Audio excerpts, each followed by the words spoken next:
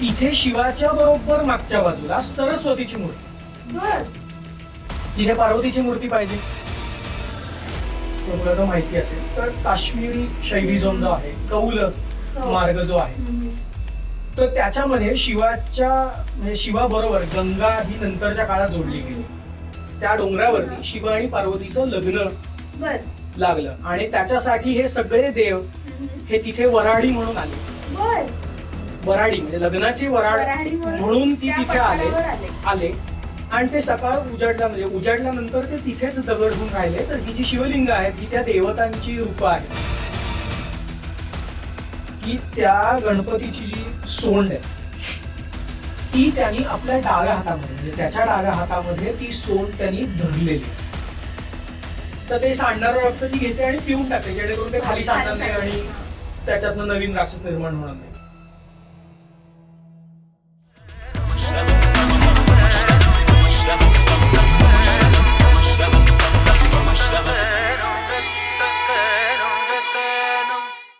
नमस्कार, कल्ट संभाषण मध्ये तुम्हा सगळ्यांचं पुन्हा एकदा स्वागत. समाज, संस्कृती आणि संभाषण या त्रिसूत्रीचा अभ्यास करत असताना हा अभ्यास अतिशय सायंटिफिक पद्धतीने व्हावा यासाठी आम्ही रिसर्च करत असतो आणि त्याच अंतर्गत आपण हा पॉडकास्ट सुरू केला आहे. गेल्या काही महिन्यांमध्ये कास पठाराचा सीझन होता. अनेक दुर्मिळ फुलं तिथे फुलतात आणि ती बघण्यासाठी जायचा माझा विचार होता आणि अर्थातच जाण्याआधी कारण इतिहासाची आवड आणि अभ्यास करण्याची आवड असल्यामुळे त्याबद्दल थोडासा रिसर्च करून तिकडे जावं असा विचार होता. आसपास अजून काय ऐतिहासिक गोष्टी आहेत, जागा आहेत त्या बघाव्या असं वाटत होतं आणि तो रिसर्च करत असताना पाटेश्वर नावाच्या एका साईट बद्दल मला थोडीशी माहिती मिळाली आणि ती माहिती अगदी थोडीशीच होती आणि ते वाचत असताना असं लक्षात आलं की ही अजूनही फारशी न अभ्यासलेली गूढरम्य अशी साईट आहे. आणि अर्थातच हे कळल्यानंतर मी तिथे जाऊ शकले नाही, पण त्याबद्दलचे फोटोज बघायला लागले आणि माझ्या आसपासच्या इतिहास अभ्यासक मित्रांशी बोलायला लागले आणि तेव्हा त्याच्याबद्दलची फार इंटरेस्टिंग माहिती कळली आहे. आणि हीच माहिती जाणून घेण्यासाठी आज आपल्यासोबत आहेत डॉक्टर चैतन्य साठे. चैतन्य खरं तर एक अतिशय हुशार इतिहास अभ्यासक सुद्धा आहे. तो मॅनेजमेंटमध्ये खूप मोठं काम करतो आणि त्याचबरोबर तो आपला ओजी मित्र आहे आणि आज आपण त्याच्याशी पाटेश्वर या गूढरम्य प्रकरणाबद्दल बोलणार आहोत. चैतन्य, तुझं कल्ट संभाषण मध्ये खूप खूप स्वागत. थँक्यू. आपण आधी बोललो होतो तसं मी जेव्हा साताऱ्याला कांस पठार बघायला जात होते त्यावेळी या पाटेश्वर बद्दल वाचनात आलं आणि आपल्या बोलण्यामध्ये असं लक्षात आलं की तिथे खूप इम्पॉर्टंट गोष्टी आहेत आणि त्यांचा अजून फारसा अभ्यासच झालेला नाहीये. तर तिकडे जाण्याआधी पहिल्यांदा मला पाटेश्वर जॉग्राफिकली कसं लोकेटेड आहे हे सांगशील का? हो, तर पाटेश्वर ही जी गूढरम्य आपण जे म्हणतोय तर ती जी साईट आहे ती सातारापासून साधारणतः नॅशनल हायवे 48 जो आहे तर तिथनं आपण साधारणतः 12 किलोमीटरवरती देगाव नावाचं एक गाव आहे साताऱ्यापासून पुढे दक्षिणेच्या बाजूला. तर तिथे जी येवतेश्वर, जरांडेश्वर त्या ज्या डोंगर रांगा आहेत तर सह्याद्री रांगेमध्ये एका डोंगरावरती असलेलं हे ठिकाण आहे. आणि खरं तर तिथे बघायला गेलं तर 8 केव्ज आहेत, तिथे 8 गुहा आहेत आणि मग टेम्पल कॉम्प्लेक्सेस म्हणजे ते साधारणतः लॉजिकली 3 टेम्पल कॉम्प्लेक्सेस मध्ये 3 मंदिर समूहांमध्ये त्याची विभागणी आपल्याला दिसते. तर ते असं डोंगरावर जाऊन तिथे मंदिर समूह म्हणजे एक मंदिर आणि त्याच्या आसपास असलेली छोटी मंदिरं. पण मुळात तसं बघायला गेलं तर त्याला पाटेश्वर लेणी असं म्हणायचं पद्धत आहे कारण ती त्या आधीच्या लेण्याच आहेत, त्या केव्हच आहेत तिथे आणि त्या 8 एकूण आहेत. आणि मग त्याच्या जोडीला वराडघर, पाटेश्वराचं मुख्य मंदिर आणि अजून छोटी 2 मंदिरं अशी तिथे आहे. असा तो एक तिथे संच आहे. आणि साधारण साताऱ्याहून जायला किती वेळ लागतो तिथे? साताऱ्यानं जायला साधारणतः 1 तास 1.5 तासाचा रस्ता आहे, जे खरं तर खूप नाहीये. पुढे फक्त छोटा जो घाट रस्ता आहे तिथेच थोडा वेळ लागला तर लागू शकतो. साताऱ्यापासून 12 किलोमीटर म्हणजे Degaon to be precise 11.6 kilometer ते आहे. म्हणजे तिथनं देगाव नावाच्या त्या गावात जायचं आणि मग त्या देगावपासून वरती डोंगरावर जाण्यासाठी तो रस्ता. पण म्हणजे तसं काही तिथे पोहोचणं खूप कठीण आहे किंवा गाडीने जाऊ शकत नाही असं नाही. पण मग आता जाणं तसं सोयीचं आहे कारण आता तिथे रस्ते झालेले आहेत, घाट रस्ता आहे म्हणून. पूर्वी कदाचित जेव्हा ह्या सगळ्या गुफांचा किंवा या सगळ्या मंदिरांची जेव्हा निर्मिती झाली असेल तेव्हा तिथे जाणं कदाचित अवघड असावं कारण आत्ताच आम्ही मागच्या काही दिवसापूर्वी तिथे जाऊन आलो तर आम्हाला जाताना नुकतेच उमटलेल्या बिबट्याचे ठसे तिथे दिसले. त्यामुळे त्या भागामध्ये आणि तिथे सूचनाही त्या मंदिरामध्ये वरती जाताना लिहिलेल्या आहेत की इथे वाघाचा वावर आहे. वाघाचा म्हणजे कदाचित तो बिबट्याचा वगैरे असावा. तर तिथे तो वावर आहे, त्यामुळे तसं बघायला गेलं तर पूर्वीपासून ते जंगल असावं आणि जाणं तिथे थोडंसं निबिड असावं असं वाटतं. पण मग हे सगळं जसं त्याच्या गूढतेमध्ये खरं तर भर घालणारं हो, वाटतं ना. हो. जंगल पण आहे, जाताना आपल्याला प्राण्यांच्या ठशांचे ठसेही दिसतात. दिसतात. पण खरंच त्याला गूढरम्य असं का म्हणायचं, apart from all of these things? कसं आहे, आपल्याला मंदिरं खूप सारी माहिती आहेत, ती पश्चिम महाराष्ट्रात आहेत, महाराष्ट्रभर आहेत, भारतभर आहेत. ह्या पाटेश्वराचं वैशिष्ट्य असं की इथे अनेक प्रकारची शिवलिंग आपल्याला वेगवेगळ्या शिवलिंगांचं कलेक्शन असल्यासारखं तिथे बघायला मिळतं. म्हणजे काही आख्यायिकांप्रमाणे 1 कोटी शिवलिंग आहेत, काही आख्यायिकांप्रमाणे लाखो शिवलिंग आहेत वगैरे वगैरे. अनेक आहेत तिथे शिवलिंग आणि ती खूप वेगवेगळ्या प्रकारची आहेत. म्हणजे नेहमी न बघितल्यासारखी शिवलिंग तिथे आहेत असं आपल्याला दिसतं. म्हणजे ते जाणवतं असं. आता तुला आणि मला साधारणतः म्हणजे सामान्यतः आपल्याला शिवलिंगाची माहिती आहे, ते गोल योनीपीठावरचं असलेलं गोल शिवलिंग हे सामान्यतः शाळुंका आणि ती योनीपीठावरती किंवा त्या पीठावरती असलेली अशी दिसते. तर इथे वेगवेगळी पीठं पण आहेत. म्हणजे कुठे चौकोनी आहेत, त्याला चतुष्कोणी पीठं म्हणतात, कुठे सर्क्युलर पीठं आहेत.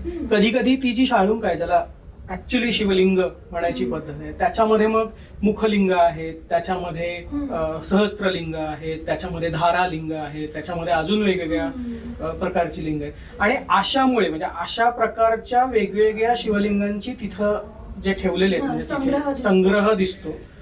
तर त्यामुळे असं वाटतं की ते गूढरम्य असावं, कारण अशी शिवलिंग आपल्याला नाही बघायला मिळत कुठे. पण म्हणजे आता तू जी सांगितलीस की एकमुखलिंग आहे किंवा सहस्रलिंग आहे, तर ती आपल्याला बाकी भारतामध्ये कुठेच दिसून येत नाहीत का? नाही, ते दिसून येतात. जुन्या शिवउपासकांमध्ये मुखलिंग असावं. म्हणजे तुला जर शिल्पशास्त्राची ग्रंथ जर माहिती असतील तर मयमतम असेल, रूपमंडन असेल, अपराजित पृच्छा असेल, विश्वकर्मा प्रकाशासारखी काही स्थापत्याची किंवा मंदिर स्थापत्याची जी काही पुस्तकं ग्रंथ आहेत, त्याच्यामध्ये आपल्याला वेगवेगळ्या प्रकारच्या शिवलिंगांची आहे. त्याच्यामध्ये एक मुखलिंग पण येतं. आता मुखलिंग म्हणजे असतं काय थोडक्यात, तर आपल्याला साधारणतः शिवलिंग आपल्याला माहितीये की मध्ये ते शिवलिंग आणि त्याच्या बाजूनी असलेलं ते जे योनीपीठ आहे त्याच्यावरती. तर ते कसं उभं केलं जातं, तर ते एका खांबासारखं आधी उभं केलं जातं आणि त्याच्यानंतर वरती ती योनीपीठ जे आहे ते त्याच्यावरती बसवलं जातं. ते अनेक प्रकारचे असू शकतात. म्हणजे शिला दगडांपासून बनवलेली असू शकतात, दारुज म्हणजे लाकडापासून बनवलेली असू शकतात, रत्नज म्हणजे रत्नांपासून बनवलेली, स्फटिकांपासून बनवलेली, मातीची मृण्मयी मूर्त्या पण म्हणजे लिंग तिथे असू शकतात. तर अशा वेगवेगळ्या प्रकारची शिवलिंग बनवायची, वेगवेगळ्या मटेरियलची शिवलिंग बनवायची, हे तर आपल्याला माहितीच आहे. शिवलिंगांमध्ये पण काही वेगवेगळे प्रकार त्यांनी सांगितले. म्हणजे आता थोडक्यात कसं, मुखलिंग म्हणजे काय, तर ते जे शिवलिंग असतं मधला जो शाळुंका ज्याला म्हणू आपण, शाफ्ट, तर त्याच्यावरती शिवाचा चेहरा काढला जातो. आणि शिवाचे त्या म्हणजे इथं धडापासूनच वरती किंवा फक्त मुख त्याचं त्या शिवलिंगावरती दाखवलं जातं, तर त्याला मुखलिंग म्हणतात. कधी ती चारही बाजूनी ती असतात आणि कुठल्या दिशेला कुठलं मुख असावं. म्हणजे तुला जर सदाशिव हे जर शिवाच्या रूपाबद्दल माहिती असेल तर ती 5 मुख आहेत आपल्याला माहिती आहे. तत्पुरुष, सद्योजात, वामदेव, अघोर आणि ईशान. तर ईशान हे गुप्त असल्यामुळे ते दाखवलं जात नाही, पण 4 बाजूला 4 ही त्याची दाखवली. म्हणजे शंकराच्या त्याच्यावरती 4 बाजूला 4 चेहरे दाखवले जातात. तर तसे मुखलिंग तिथे आहे. त्याच्यानंतर अशी मुखलिंग आपल्याला अजून कुठे दिसतात महाराष्ट्रामध्ये? मला एक माहिती आहे, जे मी कदाचित एका म्युझियम मध्ये पाहिलंय. म्युझियम मध्ये आहेत. आत्ताच्या सध्याच्या घडीला फार दुर्मिळ अशी ती मुखलिंग महाराष्ट्रात तरी आहेत.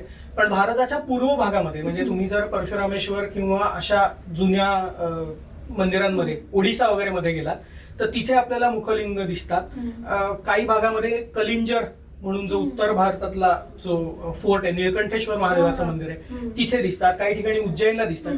तसंच बघायला झालं तर नेपाळचं पशुपतीनाथाचं जे मंदिर आहे ते मुखलिंग आहे. त्याला 4ही बाजूनी मुख आहेत असं आपल्याला दिसतं. म्हणजे पशुपतीनाथाचं जे लिंग आहे काठमांडूचं, त्याला 4ही बाजूनी ती मुख आहेत. म्हणजे सगळ्यात प्रसिद्ध मुखलिंग कुठलं, तर माझ्या मते ते पशुपतीनाथाचं लिंग हे मुखलिंग आहे आपल्याला माहिती असलं. ही जी मुखलिंगाची परंपरा तू म्हणतोस, ही शैव संप्रदायामध्ये कशी आली आणि मुळात शैव संप्रदायाची सुरुवातच कशी झाली?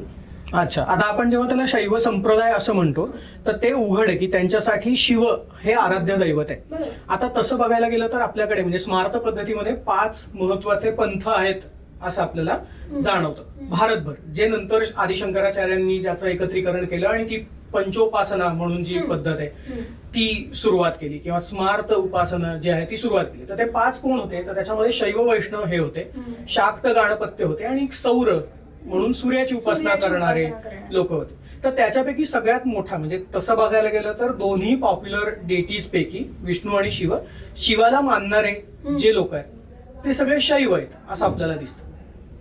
आणि उत्तर भारतात, दक्षिण भारतात अनेक ठिकाणी जुनी शैव परंपरा, शैव उपासक असलेले आपल्याला दिसतात. प्राचीन परंपरांमध्ये काश्मीरमध्ये चालत आलेली शैव परंपरा आहे. मग ती दक्षिणेकडे जी परंपरा येते ती सगळी नायनार परंपरा ज्याला म्हणतात तिथपर्यंत ती दिसते. आणि मुखलिंगाच हे झालं म्हणजे मुखलिंगाचं तर त्याला अनेक वेगवेगळे एक्सप्लेनेशन आपल्याला आहेत.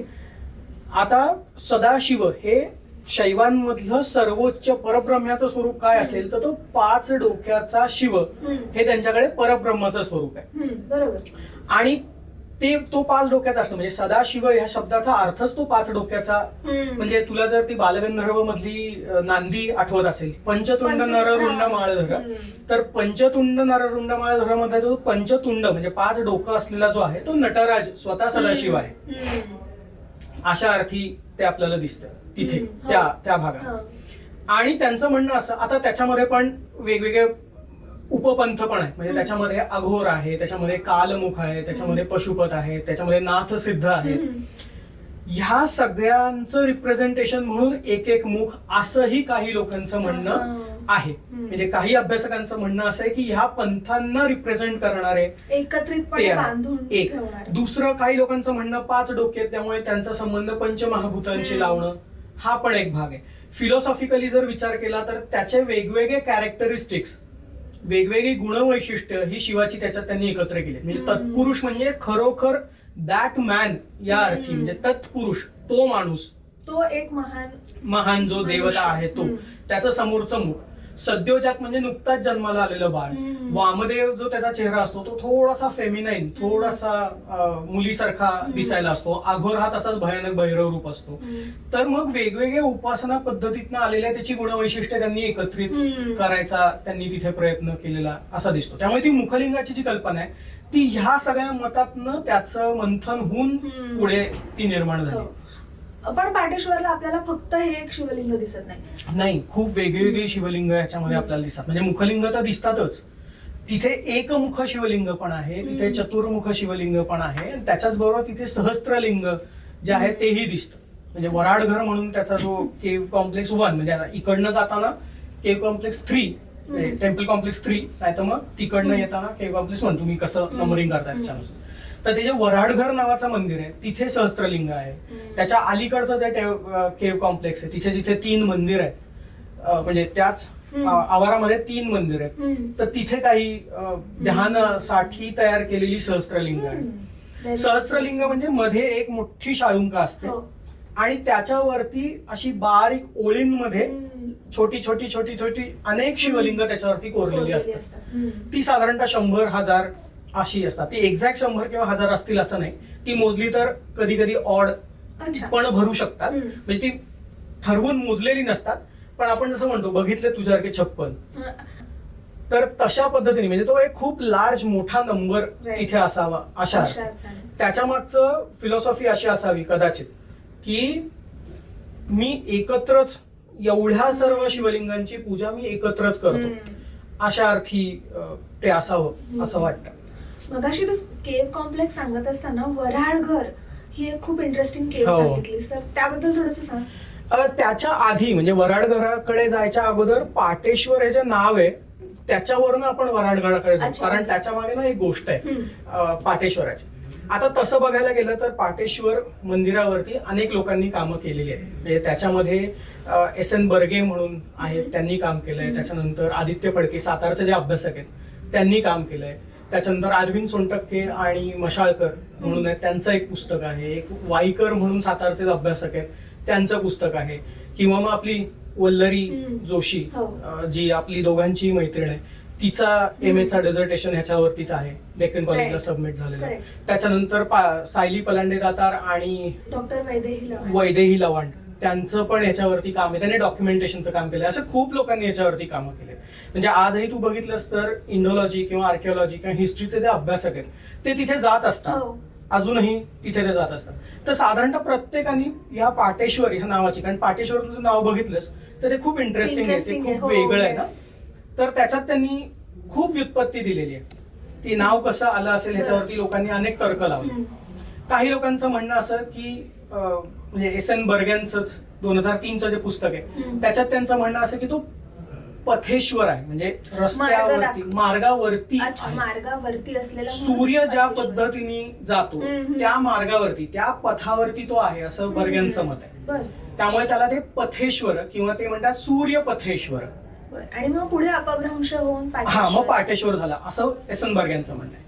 त्याच्यानंतर काही लोकांचं म्हणणं असं आहे की ते पठारावरती असल्यामुळे पठारेश्वर अशा अर्थी, कारण पठारावरती येते. बरोबर. तसं म्हणलं तर त्या डोंगरावर असलं तरी आपण जेव्हा वर चढतो तेव्हा एक थोडासा पठाराचा भाग, पठारी भाग दिसतो, बरोबर. त्यामुळे पठारावर असलेलं म्हणून पाठेश्वर. एक अभ्यासक आहेत त्यांचं म्हणणं असं की ते पाठेश्वर असावं. तिथे अजून एक खूप छान शिवलिंग आहे ज्याला आर्किओलॉजिस्ट मरगळ महिसा असं म्हणतात, की कंटाळून किंवा मरगळून बसलेला एक बैल ज्याला नंदिकेश्वर म्हणतात. मरगळ म्हैसा म्हणजे तिथे तो रेडा अपेक्षित नसून तिथे नंदिकेश्वर आहे असं एक दोन त्याच्यामध्ये प्रघात आहेत, मतांतर आहेत. पण तिथे ते जे शिवलिंग आहे ते आता सध्या बघितलं जात नाही. येस. तर त्याचं जे वशिंड आहे त्या वशिंडाचं शिवलिंग त्यांनी तिथे केलेलं आहे. वशिंडालाच हा, शिवलिंगाच्या वशिंडाला, रूपामध्ये हा, वशिंड जे आहे बैलाचं त्यालाच शिवलिंगाच्या रूपात दाखवलंय. आणि तो बैलच मरगळून किंवा असा त्या बेटोळा शाळुंकीवरती घालून बसलाय. बसलाय, म्हणजे तो असा जो कंटाळून बसतो तसा. आणि त्याचा हंप किंवा त्याचा हे वर आलाय वशिंड, त्याला शिवलिंगाचं रूप त्यांनी दिलं. तर त्यामुळे, आणि अजून एक शिल्प तिथे सापडतं जिथे वराडगर आहे, तिथे एका केव मध्ये एका खांबावरती बैल म्हणजे नंदीच आणि त्याच्या वशिंडाच्या जागी अग्निकुंड आहे असं दाखवलंय. तर हे दोन ठिकाणी आपल्याला दिसतं. तर त्यामुळे काही अभ्यासकांचं म्हणणं असं की त्याला पाठेश्वर असं म्हणायची पद्धत. पाठेश्वर म्हणजे पाठीवरचा ईश्वर साधारणतः, म्हणजे ते हे त्यांचं मत आहे. मी आपण काही त्याला हे नाही, पण ते पाठीवरती असलेला ईश्वर अशी पण एक व्युत्पत्ती त्यांनी सांगितली. तिसरी जी सोनटक्के सर आणि मशाळकरांनी त्यांच्या पुस्तकात मांडली, ते म्हणले की हे पतीश्वर असावं. आणि ह्याच्या मागचं खूप इंटरेस्टिंग कारण आहे की त्याला म्हणजे आता आपण येऊ त्या वराडगरच्या ठिकाणी. तर असं लोकांचं म्हणणं असं की तिथे त्या डोंगरावरती शिव आणि पार्वतीचं लग्न लागलं आणि त्याच्यासाठी हे सगळे देव हे तिथे वराडी म्हणून आले. वराडी म्हणजे लग्नाची वराड म्हणून ती तिथे आले. आणि ते सकाळ म्हणजे उजाडल्यानंतर ते तिथेच दगड होऊन राहिले. तर ही जी शिवलिंग आहेत ही त्या देवतांची रूपं आहेत. आणि त्याचा जो सहसंदर्भ खऱ्यांनी पण सांगितलाय आणि नंतर सोनटक्के सर आणि मशाळकरांनी पण सांगितलंय की ज्याला मराठीमध्ये पाठ लावणे असं जे म्हणतात, लग्नाचा पाठ लावणे, तर तो पाटेश्वर असं खरे म्हणतात की लग्नाचा पाठ लावला म्हणून त्याचं नाव वराडगर, की तिथे सगळेजण उतरले होते. वराडी सगळे जिथे उतरले त्याचं वराडगर, ते तिथलं स्थानिक नाव. आणि तो पतीश्वर म्हणजे पती आणि ईश्वर, माझा पती ईश्वर अशा अर्थी अशी एक व्युत्पत्ती सोनटक्के सरांनी. त्यामुळे अशी खूप, आणि ते म्हणतात की मग त्या पतीश्वरचं पाठेश्वर झालं. काही लोक म्हणतात पाठेश्वरच होतं, काही लोक म्हणतात पथेश्वर आहे, काही लोक म्हणतात, म्हणजे त्याला तशी व्युत्पत्ती काय हे काही सापडत नाही आपल्याला. पण हे खूप इंटरेस्टिंग. हो, ऍक्च्युली नावाच्याच एवढ्या गोष्टी असतील तर आतमध्ये गेल्यानंतर काय मजेशीर आणि इंटरेस्टिंग गोष्टी असतील.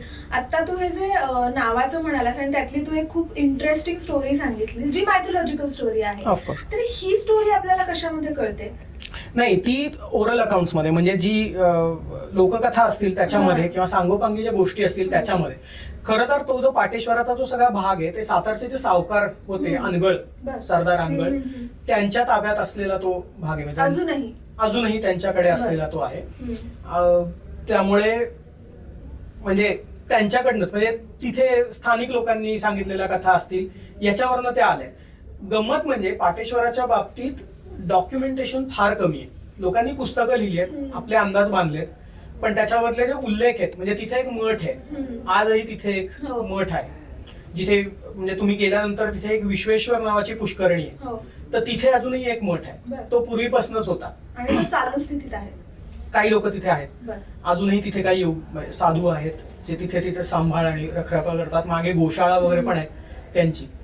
तर त्यामुळे तसं डॉक्युमेंटेशन फार कमी तिथे मिळालंय. म्हणजे कारण तसं बघायला गेलं तर सातारा हे राजधानीचं शहर हो. असल्याचं आपल्याला दिसतं. म्हणजे तिथे मराठा साम्राज्याची हो. राजधानी बरोबर. होती आणि त्याच्यापासून हे इतक्या जवळच आहे. तर पत्रात कदाचित त्याचा काही उल्लेख आलाय का वगैरे हे खरं तर शोधण्यासारखी गोष्ट आहे. खरंय. संशोधकांना म्हणजे त्याच्यासाठी खूप स्कोप आहे ते शोधण्यासाठी. पण दुर्दैवाने तसं सापडलं नाही. इनफॅक्ट तिथे काही लेख पण आहेत, बरं. शिलालेख आहेत त्या वराडगराच्या इथे. म्हणजे इंटरेस्टिंगली एका खांबावरती तिथे आत गेल्यानंतर 2 नागशिल्प आहेत. म्हणजे एक हा. खरं तर दंडशिल्प आहे आणि एक हा. नागशिल्प आहे समोरासमोर. बरं. एक असा उभाच्या उभा दंडका आहे, म्हणजे दंडुका दंड हा. असल्यासारखाच. हो. त्याला काही लोक शिवदंड म्हणतात, बरं. काही लोक मेरुदंड म्हणतात. बरं. तेवढंच आहे. आणि हा, त्याच्यावरती त्याच्या मागच्या बाजूला छोटी शिवलिंग कोरलेली आहेत. खालच्या बाजूला त्याच्या कमळ आहे आणि कमळातनं तो उभा झालेला आणि त्याच्यावरती 3 डोळे आहेत बरं. काढलेले. आणि असं एका खांबावरती मोठी पट्टी आहे, त्याला शिल्पपट्ट ज्याला म्हणतात तसा तो पट्ट आहे मोठा. आणि त्याच्यावरती मागे अगदी छोटी शिवलिंग काढली आहे. त्याच्या बरोबर समोर एक वरती जाणारा असा कुंडली मारलेला साप आहे. हो. त्याच्या मागे एक कुंडलिनी म्हणजे जन्म कुंडलिनी जशी काढली हो. जाते तशी काढली आहे. त्याच्यावरती एक शिलालेख आहे, पण दुर्दैवाने तो खराब झाला, त्यामुळे तो वाचता येत नाही. येणं शक्य नाहीये.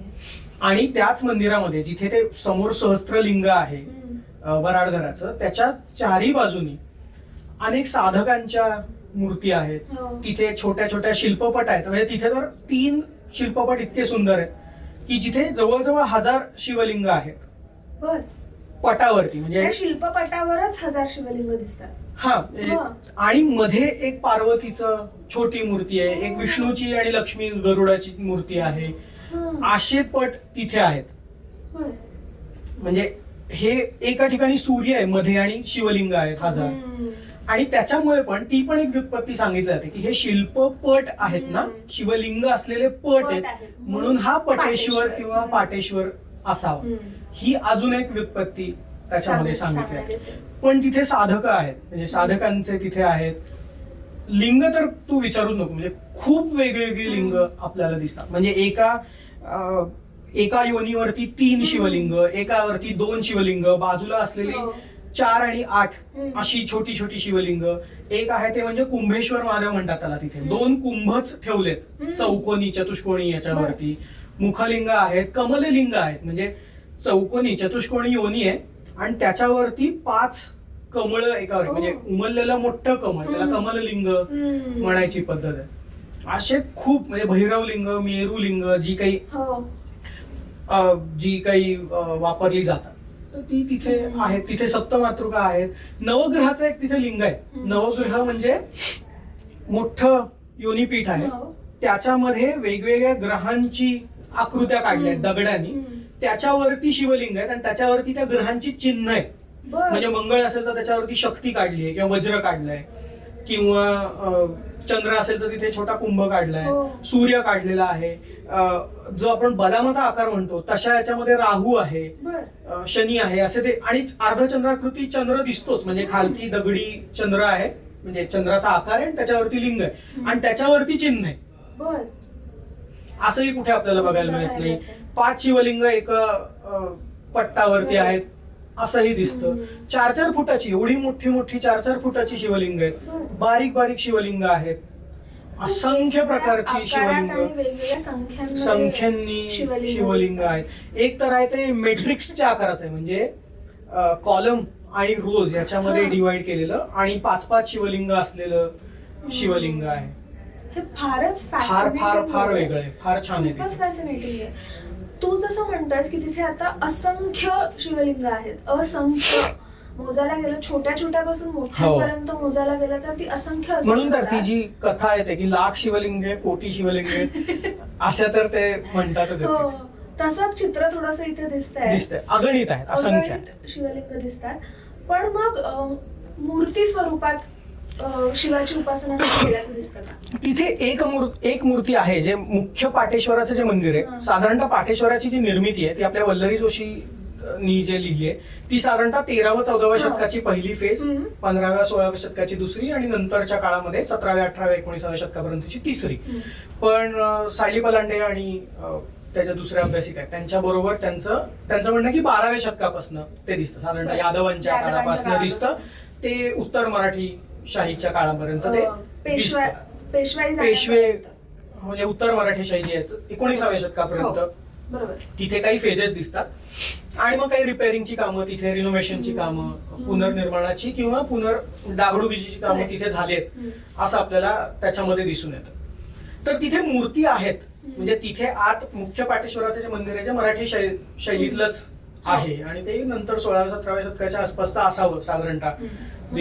कॉम्प्लेक्स मुख्य पाटेश्वराचं जे मंदिर आहे जिथे आपण त्या विश्वेश्वर पुष्करणीची इथं वर्ण जाऊ, तर तिथे एक मूर्ती आहे, तिला 4 मस्तक आहेत, तिच्या गळ्यामध्ये नागाची बंधन आहे, असा उलटा नाग नेकटाय सारखा घातलेला आहे, रुद्राक्षाच्या माळा आहेत, त्याच्या हातामध्ये त्रिशूळ वगैरे आहे, 4च डोके आहेत मात्र त्याला, आणि त्याला 3रा डोळा आहे आणि तो जो 3रा डोळा आहे ना तो असा नाहीये, म्हणजे आता असा शिवाचा असा डोळा दाखवतात ना युजली, तर तो असा डोळा असा आणि 4 डोके आहेत. आता त्याच्यामध्ये अभ्यासक आदित्य फडके जे आहेत तर त्यांचं आयडेंटिफिकेशन असं आहे की तो कदाचित प्रजापती किंवा ब्रह्मा असावा, त्यांनी त्यांच्या पुस्तकामध्ये तो ब्रह्माच आहे असं ते प्रतिपादन करतात. पण डॉक्टर सोनटक्के जे आहेत किंवा बाकीचे जे अभ्यासक आहेत त्यांच्या मते तो सदाशिव असावा, कारण 5वं डोकं ईशानाचं दिसत नाही, त्याच्या गळ्यामध्ये नाग आहे, 3रा डोळा आहे, त्रिशूळ आहे वगैरे वगैरे. अर्थात ही अभ्यासकांची मतांतर आहेत, मतांतर म्हणू आपण मतभेदपेक्षा, दोघांची वेगवेगळी मत आहेत आणि त्याला त्यांच्याकडे त्याचे पुरावे पण उपलब्ध आहेत. तर तशी एक मूर्ती आपल्याला सापडते. त्याच्यानंतर एक विश्वेश्वर पुष्करणी, तिथे 2 टाकी आहेत, एक दुसऱ्या केव्ह कॉम्प्लेक्स कडे जाताना आणि एक अलीकडच्या बाजूला. तर त्या केव्ह कॉम्प्लेक्स त्याला विश्वेश्वर पुष्करणी म्हणतात, तिथे कमळं वगैरे आहेत. तर तिथे एक अज एकपादाची मूर्ती आपल्याला लावली. अज एकपाद नावाचा जो एक भैरव म्हणू किंवा शिवाचा एक रुद्र म्हणू किंवा भैरव गणातला एक म्हणू, तो अज एकपाद नावाचा जो भैरव आहे त्याला एकच पाय असतो आणि तो ही अज म्हणजे बोकडाचा असतो, तो 2च हातांचा असतो, तो फियर्स्ट असतो. तर त्याची मूर्ती दोन्ही हातामध्ये नाग घेतला किंवा एका हातामध्ये खड्ग किंवा एका हातामध्ये ढाल घेतलेला, अशी ती मूर्ती आपल्याला सापडतात. आणि अज एकपादाच्या मूर्ती आपल्याला कुठे दिसतात तर कलिंग भागामध्ये दिसतात, म्हणजे ओडिशामध्ये दिसतात. मुखलिंग ही आपल्याला ओडिशामध्ये दिसतात. बरोबर. आणि तशा प्रकारची जी म्हणजे आपण ज्याला तांत्रिक शैव उपासना म्हणू, आता तांत्रिक म्हणल्यानंतर ती म्हणजे जादूटोणा करणारी असावी असं नाही, नेहमी आपल्याला, कारण आपला तो गैरसमज तो गैरसमज झालेला आहे. तंत्र याचा अर्थ टेक्निक किंवा अल्गोरिदम असा होतो, काही ठराविक गोष्टी फॉलो करायच्या एकानंतर एक, रिच्युअल्स फॉलो करायची एकानंतर एक. तर म्हणून तंत्रज्ञान म्हणजे टेक्नॉलॉजी, एक सिस्टम फॉलो, टेक्निक फॉलो करायची एकानंतर एक एकानंतर एक, मग त्यांची उपासनाची पद्धत ही वेगळी असू शकते. त्यामुळे तो दरवेळेस काही जादूटोणाचा प्रकार असावा असं नाही. साधनेसाठी, सिद्धी प्राप्त करून घेण्यासाठी किंवा कैवल्य म्हणजे त्यांच्याकडे कैवल्य प्राप्ती म्हणजे थेट शिवरूप होण्यासाठी ही साधना तिथे लोक करत असावेत असं वाटतं. ओडिसा भागामध्ये करत असावेत आणि त्यांचा जर सहसंबंध इथे लावला तर मग तसं असं वाटतं की तिथे एक शिवाची मूर्ती आपल्याला सापडते, इथे एक आपल्याला अजय एकपादाची मूर्ती सापडते, मग तिथे एका दुर्गेची पण आहे, त्याला महिषमर्दिनी म्हणतात, पण खाली तिच्या पायाशी महिषासूर नाहीये, तर त्यामुळे ती दुर्गेची आहे, ती अष्टावदशभुजा आहे, म्हणजे ती 18 हातांची आहे. एक अजून इंटरेस्टिंग ऑब्झर्वेशन म्हणजे पाटेश्वराचं जे मंदिर आहे तिथे शिवाच्या बरोबर मागच्या बाजूला सरस्वतीची मूर्ती, तिथे पार्वतीची मूर्ती पाहिजे, म्हणजे शिवाची पत्नी म्हणून तिथे सरस्वतीची मूर्ती पाहिजे, पार्वतीची मूर्ती पाहिजे, पण तिथे ती सरस्वतीची आहे, तिच्या हातामध्ये वीणा आहे, तिच्या हातामध्ये पाश आहे, तिच्या हातामध्ये पुस्तक आहे. तर आता हे का असावं, तर साधारणतः म्हणजे तुला जर अभ्यासाला ही गोष्ट असेल तर तुला जर माहिती असेल तर काश्मीरी शैविझम जो आहे, कौल मार्ग जो आहे, तर त्याच्यामध्ये म्हणजे शिवाबरोबर गंगा ही नंतरच्या काळात जोडली गेली. जेव्हा हे लोक काश्मीरमधनं हे दोआबामध्ये किंवा गंगेच्या पठारी भागामध्ये मायग्रेट राहायला आले. सुरुवातीच्या काळामध्ये काश्मीरमध्ये ही शैव उपासक असताना सरस्वती ही त्याच्या बरोबरची शक्ती किंवा त्याची पत्नी या अर्थी किंवा जो गंगेचा दर्जा आज शिवाला दर्जा जो शिवाची पत्नी म्हणून किंवा तिच्या सहचारिणी म्हणून जी येतो तो सरस्वतीला काश्मीरी शैविझम मध्ये होता. त्यामुळे पुन्हा हे कदाचित ती लिंक असावी. पण पुन्हा काही लोकांचं अभ्यासकांचं म्हणणं आहे की बाहेर कुठेतरी असलेली ती मूर्ती ती आणून फक्त तिथे ती ठेवली गेली. म्हणजे आता त्याच्यामध्ये ते व्हेरिफिकेशन नाही करता येणार कारण त्याचा फोटो किंवा काही मिळाले नाहीये. महाराष्ट्रात अजून कुठे दिसतात का अशा प्रकारच्या मूर्त्या? आणि भारतामध्ये फक्त काश्मीरमध्ये आपल्याला दिसून येतात. हो, म्हणजे त्याचं टेक्स्च्युअल रेफरन्सेस आपल्याला मिळतात फार कमी वेळा आपल्याला. आता मरगळ म्हैसा मी म्हणलं ना, तर मरगळ म्हैसा मला पाटेश्वरला दिसला. दुसरा एक सिद्ध चौथीचा जो पीठ आहे क्षिप्रेच्या काठी उज्जैनला, तिथे एक हरसिद्धी नावाचं जे मंदिर आहे त्या हरसिद्धी मंदिरामध्ये मरगळ महिषाची काही चिन्ह आहेत. तिथनं पुढे कलिंजरला नीलकंठेश्वर महादेवाचं जे मंदिर आहे तिथे भिंतीत कोरलेला हा मरगळ महिषा आहे. आणि काही लोकांनी ते रिपोर्ट केलं की त्या भागामध्ये अशा बैलाच्या वशंडावरती केलेलं शिवलिंग दिसून येतं. तू आता मगाशी म्हणालास की या सगळ्या शिवलिंगांमध्ये एक सप्तमातृकांचं पॅनल आपल्याला दिसून येतं. हे खूप इंटरेस्टिंग आहे. त्याच्याबद्दल काय सांगता येईल? तर सप्तमातृका म्हणजे तुला जसं माहितीये तर म्हणजे आता रक्तबीजाचे त्या अनेक गोष्टी येतात. म्हणजे शैवांकडे पण त्या येतात, त्या शाक्तांकडे म्हणजे शक्तीचे देवीचे जे उपासक आहेत त्यांच्याकडे पण त्या येतात. तर त्याच्यात गोष्ट अशी की अंधक किंवा अंधकासूर नावाचा जो राक्षस आहे किंवा गजासूर हा जो राक्षस आहे, तर अंधकासूर हा शाक्तांच्या प्रमाणे रक्तबीजाची जर तुला गोष्ट माहिती असेल की त्याचं रक्त जमिनीवर सांडलं तर दुसरा एक म्हणून त्याचा रक्तबीज आहे, म्हणजे त्याच्या रक्ताच्या थेंबापासून दुसरा राक्षस निर्माण होतो. साधारणतः तशीच कथा अंधकासुराची शैवांकडे. तर त्याचं रक्त खाली सांडतंय आणि त्याच्यातनं नवीन अंधकासूर निर्माण होतो. तर त्याचं रक्त खाली पडू नये आणि त्याच्या सैन्याबरोबर लढता यावं म्हणून शिवानी सप्तमातृका शक्ती ह्या बोलावल्या शैवांकडे.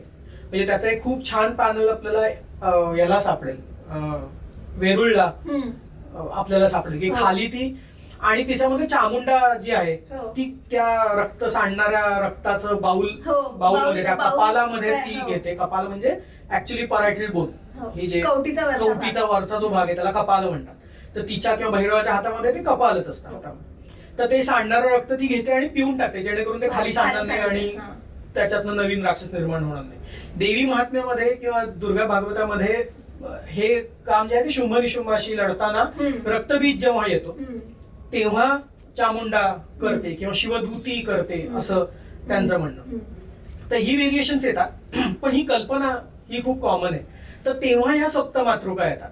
तर सप्तमातृका म्हणजे काय, तर त्या काळात साधारणतः गुप्त आणि गुप्तोत्तर काळात म्हणजे साधारणतः 4th-5वं शतक ते 6व-7वं शतकापर्यंत त्या वेळीस तत्कालीन भारतामध्ये प्रसिद्ध किंवा उपास्य असणारे जे 7 देव किंवा 8 देव जे काही होते, म्हणजे नंतर अष्टमातृका पण आहेत त्याच्यामध्ये, तर त्यांच्या फिमेल कन्सोर्ट्स किंवा त्यांची शक्ती या अर्थी त्या देवतेचं स्वरूप असलेली पण शक्ती किंवा स्त्री रूपातली असं दाखवलंय. मग त्याच्यामध्ये कुठले तर ब्रह्मा विष्णू आणि शिव तर आहेच, म्हणजे त्याच्यामध्ये ब्राह्मी आहे, वैष्णवी आहे, त्याच्यामध्ये महेश्वरी आहे.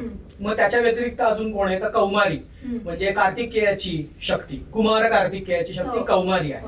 मग इंद्राची शक्ती शची किंवा ऐंद्री किंवा इंद्राणी ती आहे.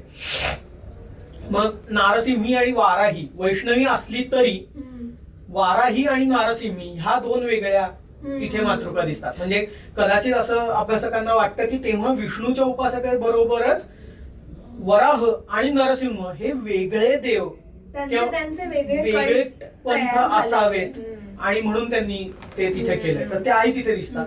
काही ठिकाणी वैनायकी किंवा गणेशिनी दिसते, म्हणजे जी फिमेल म्हणजे स्त्री रूपातला गणपती गणेश गजानन आपल्याला दिसतो. इनफॅक्ट पाटेश्वरला तो दिसतो. पाटेश्वरच्या मंदिरामध्ये आत गेल्यावर उजव्या बाजूला वैनायकीची मूर्ती तिथे ठेवलेली आहे. भुलेश्वरला पण दिसतो. तर म्हणजे ह्या भागामध्ये कदाचित गणपत्य असावेत आणि म्हणून तिची उपासना तिथे सुरू झाली असावी. त्याच्या चामुंडा पण असते त्याच्यामध्ये. तर अशा सप्तमातृकांची पॅनल्स आहेत ना तिथे. आणि त्याच्यामध्ये आपल्याला ह्या 7 मातृका दिसतात ज्या हो त्या दिसतात. तिथे अजून एक दुसरं जे केव्ह कॉम्प्लेक्स आहे तिथे खूप छान एक सुंदर आणि खूप वेगळी मूर्ती आपल्याला दिसते. ती म्हणजे अग्निवृषाची मूर्ती आहे. तिला लौकिक अर्थाने आता अग्निवृषाची मूर्ती आहे असं म्हणतात.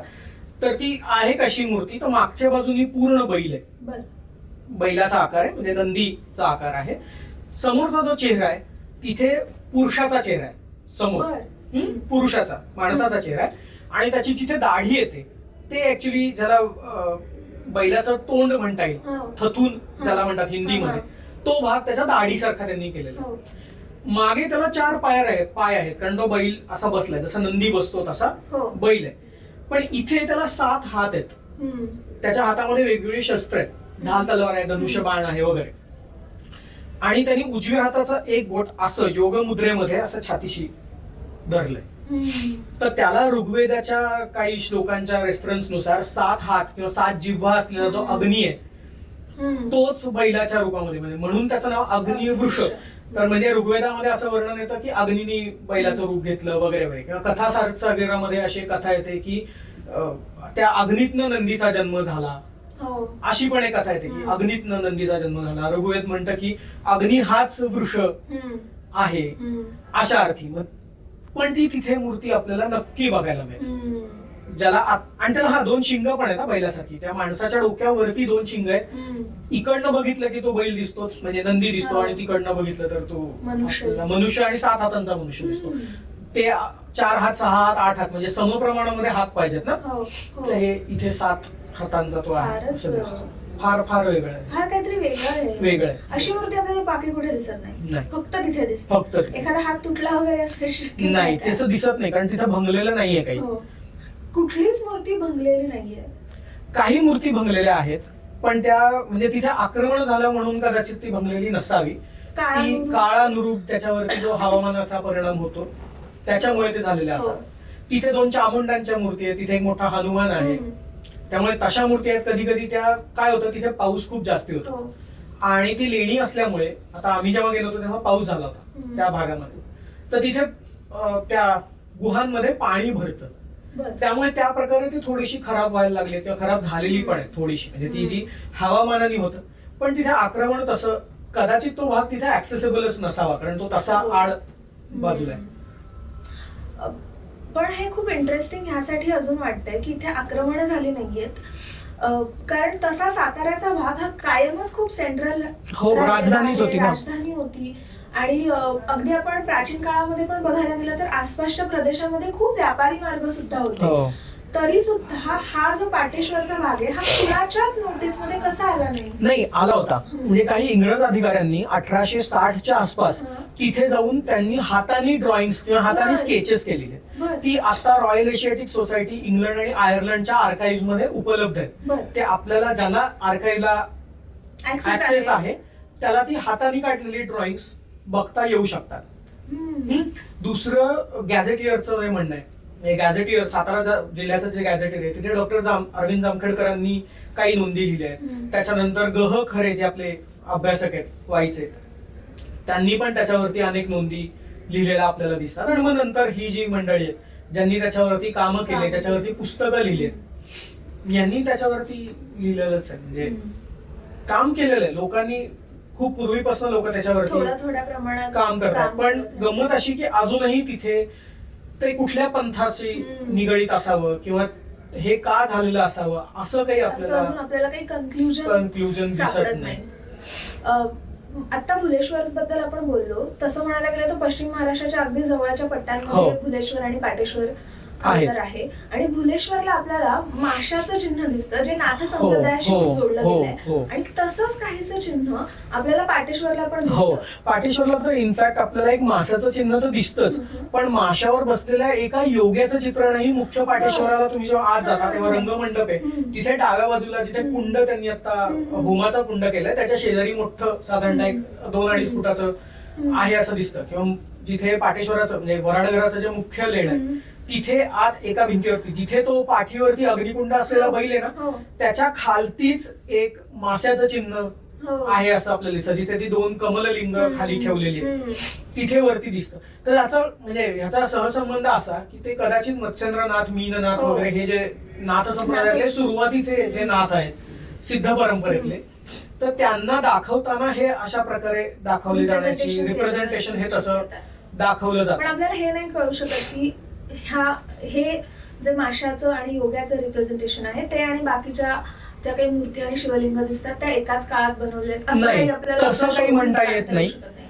तसं म्हणता येत नाही, पण माशावर बसलेला योगी हा मोस्ट प्रोबॅबली हा मत्स्येंद्रनाथ आहेत अशाच पद्धतीने म्हणजे ते नाथ संप्रदायी आहेत याच्याकडेच ते इंडिकेशन हो करतं. हो, आपण हे भुलेश्वरला पाहिलंय, आपण हम्पीमध्ये हम्पीमध्ये पण आहे. शिल्प दिसून येत आणि त्या सगळ्याचा सहसंबंध नाथ संप्रदायाशी आहे, विशेषतः कारण दोन नाथ जे सुरुवातीचे दोन नाथ आहेत ते म्हणजे मत्स्येंद्रनाथ ह्यांच्यापासून सुरू झालेला नाथ संप्रदाय, अर्थात परंपरा असं म्हणते की आदिनाथ म्हणजे प्रत्यक्ष शिवापासून तो सुरुवात होतो. म्हणूनच खरं तर नाथ संप्रदायाची जी सुरुवात आहे ती आदिनाथ म्हणजे शिवापासून झाली आणि मग नंतर मत्स्येंद्रनाथ, गोरक्षनाथ आणि मग बाकीचे ते गहिनी, कानिफ वगैरे हे जी नाथ आहेत. म्हणजे खरं तर आपल्याला ही गोष्ट लक्षात येत नाही पटकन, पण परंपरेने जर बघायचं झालं तर आपले जे संत ज्ञानेश्वर माऊली आहेत ते नाथ संप्रदायातनच येतात, कारण ते स्वतःची गुरु परंपरा सांगताना स्वतः ज्ञानेश्वर गुरु परंपरा सांगताना निवृत्तीनाथ, गहिनीनाथ, गोरक्षनाथ, मच्छिंद्रनाथ आणि आदिनाथ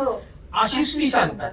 त्यांनी मागे जाताना अशी जाते, नाथ संप्रदायाकडे जाते. म्हणजे ते दीक्षित, हे नाथ संप्रदाय दीक्षित होते. म्हणजे आज जरी आपण त्यांना वारकरी संप्रदाय किंवा त्यांना भागवत संप्रदायाबद्दल त्यांचं असोसिएशन आपलं म्हणजे भक्ती संप्रदायाबद्दल आपण त्यांना मानत असलो तरी त्यांची गुरु परंपरा जी आहे त्याच्यातनं ज्ञानेश्वर नाथ संप्रदायीच आहेत. म्हणजे आता 12व्या-13व्या शतकापर्यंत नाथ संप्रदायी आपल्याकडे लोक परंपरा सांगत असत, अजूनही ते आहेत.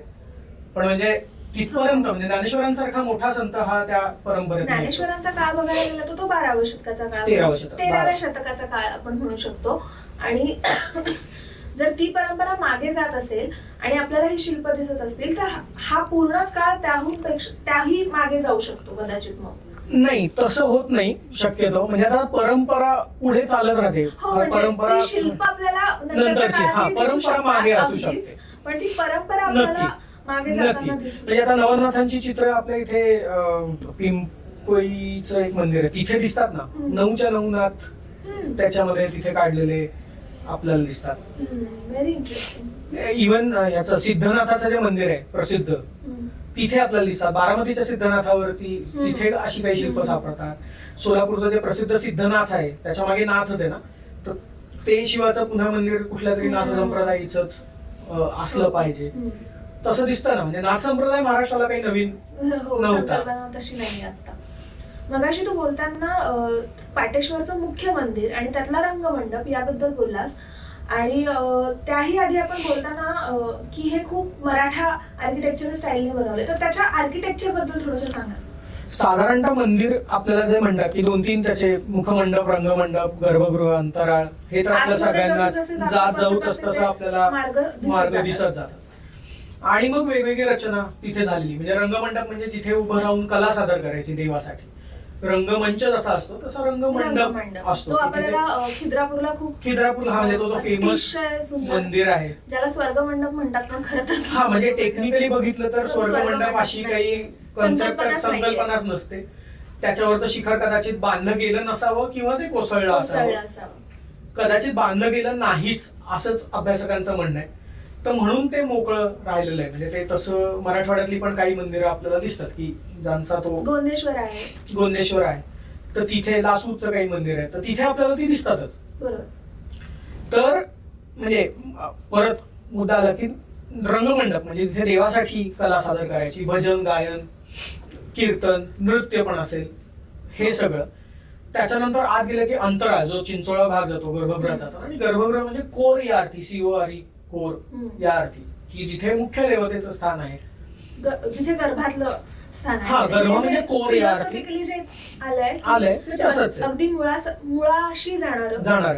आणि मराठी शैली कसं आपण म्हणता येईल तर त्याच्या खांबांच्या रचनेवर आणि कळसांच्या रचनेवर प्रत्येक म्हणजे तुला तर माहिती असेल की नागर शैली, वेसर शैली, द्राविड शैली आणि मग त्याचे अनेक उपप्रकार काळानुरूप जे झाले.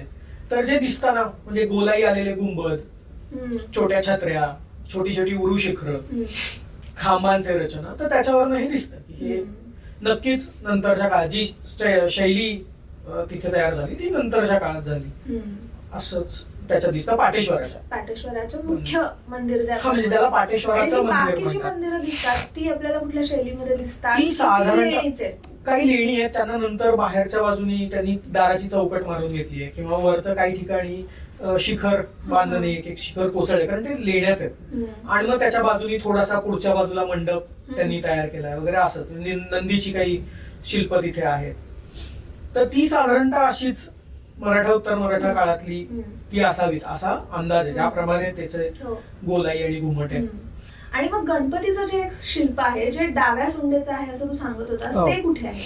तर आपण जेव्हा पाटेश्वराच्या मुख्य मंदिराकडे जाण्यासाठी चढण लागते, काही पायऱ्या आहेत तिथे मध्ये, तर तिथे जाताना उजवीकडे एक मोठं दगडामध्ये कोरलेलं एक शिल्प आपल्याला सापडतं, की जिथे मुख्य गणपती आहे आणि त्याच्या बाजूनी 2 स्त्री शिल्प आहेत, आणि मग छोटी छोटी अजून म्हणजे ती म्हणजे छोटी शिल्प आहेत, म्हणजे ते तिथे त्यांचे गण असावेत किंवा असे ती शिल्प आपल्याला दिसतात. तर तिथला जो गणपती आहे त्याला रिद्धिसिद्धिविनायक पण ते म्हणतात, कारण दोन्ही बाजूनी एका बाजूला चौरी धारणी आहे, एका हातामध्ये कमळ धरलेली आहे, तर त्याला रिद्धिसिद्धिविनायक असं म्हणायची पद्धत.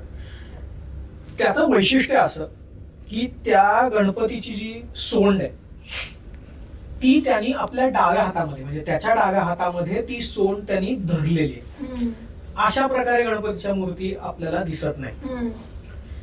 आपल्याकडे दिसतात त्या अभय वरद मुद्रेमध्ये हातामध्ये मोदक घेतलाय, त्याची सोंड मोदकांकडे वळाली आहे, अशा अर्थीच्या दिसतात. इथे त्याला अभय वरद मुद्रेमध्ये नाही, दोन्ही हात त्यांनी मांडीवरती ठेवले, म्हणजे हा हात उजवा हात त्यांनी मांडीवरती ठेवलाय, डाव्या हाताने तो आपली सोंड जी डावीकडे आहे ती आपल्या हाताने पकडतो, ऍज इफ की तो त्याच्या सोंडेला ताब्यात आणण्याचा प्रयत्न करतो. तर हे चिन्ह आपल्याला खूप वेगळं आहे, म्हणजे ही मूर्ती आपल्याला खूप वेगळी आहे. ती कुठेच दिसत नाही. तशा प्रकारे हातात सोंड धरलेली मूर्ती आपल्याला फारशी कुठे दिसत नाही. या इतक्या सगळ्या वेगवेगळ्या प्रकारच्या मूर्त्या, ज्याला आपण आयकोनोग्राफी असं म्हणतो, एवढी शिवलिंग इथे दिसतात आणि तिथे गेल्याशिवाय ह्याचं खरं फॅसिनेशन कळणार नाही. त्यामुळे पुढच्या वेळी मी जेव्हा साताऱ्याची एखादी ट्रिप प्लॅन करेल तेव्हा नक्की जाईन. तू लोकांना घेऊन जाताना काय सांगून घेऊन जातो? हेच की बेसिकली म्हणजे अशा प्रकारची शिवलिंग आपल्याला बघायला मिळत नाहीत, अशा प्रकारची साईट, अशा प्रकारची ठिकाणं पण आपल्याला बघायला तिथे मिळत नाहीत. म्हणजे लेण्यांमध्ये एवढी वेगवेगळी शिवलिंग एकाच ठिकाणी, आणि तो गूढरम्य आहेच आहे तो भाग, म्हणजे उगाच त्याची जाहिरात करावी म्हणून नाही, पण खरंच तो गूढरम्य भाग आहे. म्हणजे तिथे एवढ्या प्रकारची शिवलिंग मला नाही वाटत आपल्यापैकी कोणी एकत्र बघितले अशी. म्हणजे अभ्यासकांसाठी ते फॅसिनेटिंग आहे, कारण अजून त्याची अनेक गोष्टी त्याच्यावर सॉल्व्ह झाल्या नाहीत, म्हणजे उलगडायला म्हणजे अजून उलगडलेल्या नाहीत. म्हणजे ते कुठल्या पंथाचे उपासक होते, तिथे एवढी शिवलिंग का आली, त्याचे अंदाज बरं आहेत. ते कशासाठी तिथे तयार केले गेले, काहींचं म्हणणं तिथे लोकांनी ती समर्पित केली, काही लोकांचं म्हणणं की ती पर्सनल वर्शिपसाठी, स्वतःच्या पूजनासाठी तयार केली गेली. म्हणजे काही गोष्टी हव्या असतील तर काम्यलिंग ज्याला म्हणतात, की ज्याला जे हवंय त्याच्यासाठी त्यांनी ते याची पूजा करावी. काही अनुष्ठानं त्यांची असू शकतात, जोपर्यंत ते सापडत नाही तोपर्यंत आपल्याला ते कळत नाही. त्यामुळे अभ्यासकांसाठी तर हे फॅसिनेटिंग आहेच की जाऊन तिथे नवीन काहीतरी शोधावं, पण इतर लोकांसाठी पण, म्हणजे ज्यांना अभ्यास नाही पण वेगळं काही गोष्टी बघायच्या आहेत, तर त्यांनी ह्याच्यासाठी तरी जावं की अशा प्रकारचं ठिकाण तिथे आहे. म्हणजे आपण तिथे जवळ, म्हणजे सातारा काही फार लांब नाही. त्याच्यानंतर लोक तिथे मागे यवतेश्वर आहे, सज्जनगड आहे, महाबळेश्वर आहे, वाई आहे, या ठिकाणी कास आहे. तर तिथे लोकांचं जर जाणं येणं असेल तर जाता येता जाणं येण्यासारखं तर नक्कीच हे आहे. अगदीच थोडी वाटवाकडी करून जायला लागेल, पण हे असं ठिकाण त्यांना बघायला मिळणार नाही. आणि मुळात हे इतकं अमेझिंग ठिकाण, खूप छान, इतकं गूढरम्य ठिकाण आपल्याकडे आहे, हेच खूप इंटरेस्टिंग आहे. थँक्यू सो मच चैतन्य, या इतक्या फॅसिनेटिंग गूढरम्य जागेबद्दल आम्हाला माहिती दिल्याबद्दल. तुझ्याशी बोलताना असं लक्षात येत आहे की आपल्याला अजून ह्याच्यावर खूप अभ्यास करावा लागणार आहे, आणि तो आपण करतच राहू. पण तोपर्यंत मला वाटतं पाटेश्वरच्या अजून काही ट्रिप्स आपण करूयात. नक्कीच. Thank you so much. थँक्यू. तुम्हाला हा पॉडकास्ट आवडला असेल तर लाईक करा, भरभरून शेअर करा, आणि अशीच इंटरेस्टिंग माहिती पाहण्यासाठी संभाषा फाउंडेशनच्या पेजला सबस्क्राईब करा.